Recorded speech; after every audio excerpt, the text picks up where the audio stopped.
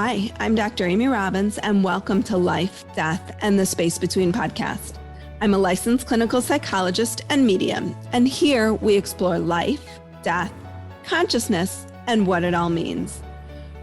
Ghost story day today. Everybody loves a good ghost story. For those who don't know, my ghost stories are listeners' stories. So they are your stories. They are your experiences that you've had connecting. And I think what's so amazing about these stories is that it's opening us up to really talking about these mystical, magical experiences that so many people are having now, particularly as they say the veil is thinning and hopefully our consciousness and our vibration is getting raised because God doesn't need to. Anyway, today I have a new ghost story. And if you are interested in sharing your ghost story on the podcast, all I ask is that you take some time, you write it up, make sure that it is technically, I think if it's about a page and a half, single space, that's long enough for me to make it a ghost story. If it's just like a small quick thing that happened to you or a dream you had, but not with a lot of detail, I still love reading those. I do read those, but I can't turn them into a ghost story. So you should get an email back from me saying, please make this a little longer if you'd like it to be a ghost story. So today's, and you can submit your ghost stories on my website at dramyrobbins.com. Okay, so here is today's ghost story. I'm a mama of two small girls. My oldest daughter was born 1/1/2020 and came to me in a dream when I was 8 weeks pregnant with her. She awakened me to my gifts as a healer and psychic medium. I recently gave birth to our second daughter on 1/20/2022, and I heard her, as I'm primarily clairaudient and clairvoyant, say, "I'm ready, Mommy," a week before I found out I was even pregnant with her. So to say I've been on a spiritual quest to uncover who I am is an understatement. I have always believed in something else beyond us and that the universe gives us signs. I have anticipated this day where my kids might see and sense something, and it finally happened this weekend.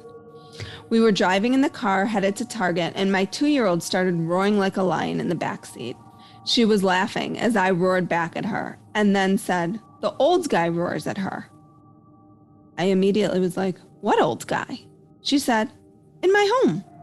I was like, "What old guy in your home?" Mind you, the only people who live in our house are myself, my husband, and our 2 daughters, so I was perplexed. She continued with, "At night in my room." Being a psychic medium myself, I take statements such as this as valid and then try to see what I might pick up. So I had sensed it could be my grandfather, or at least that was my first thought. She said, "He plays with me, and he is funny," which sounds exactly like him. Once at Target, I decided to ask her again if I could get any more details about the funny old guy.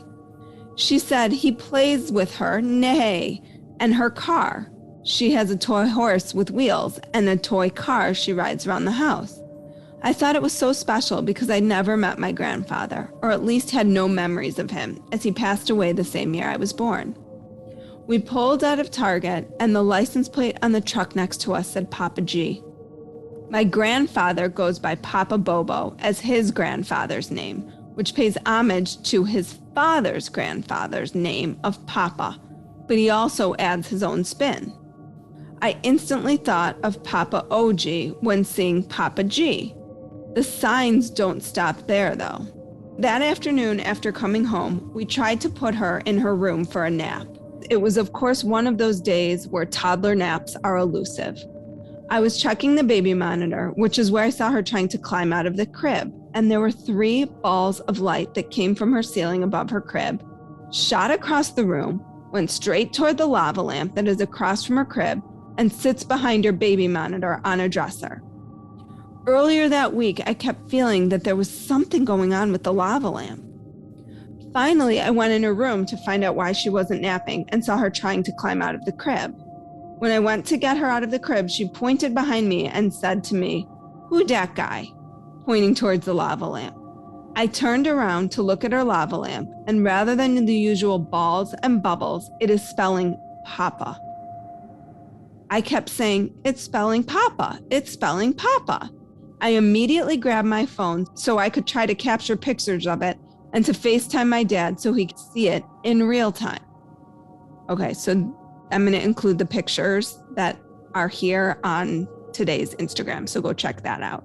The first P and A are seen very clearly, but the second P and A were harder unless up close and in person. The P's are backwards, but it is there. Eventually, the lava lamp was hot enough that it faded away, but it was remarkable. I hope you enjoyed this story, and thank you for taking the time to read it. Thank you, everybody, for listening today. Make sure you head over to Instagram to check out the pictures of this ghost story. And if you have a ghost story to share, please reach out on my website and do so. Thanks so much. Like what you heard today and want to hear more? Wondering what comes next and what it all means? Head over to Apple Podcast, Spotify, Stitcher, Google Play, or anywhere you get your podcasts and hit subscribe.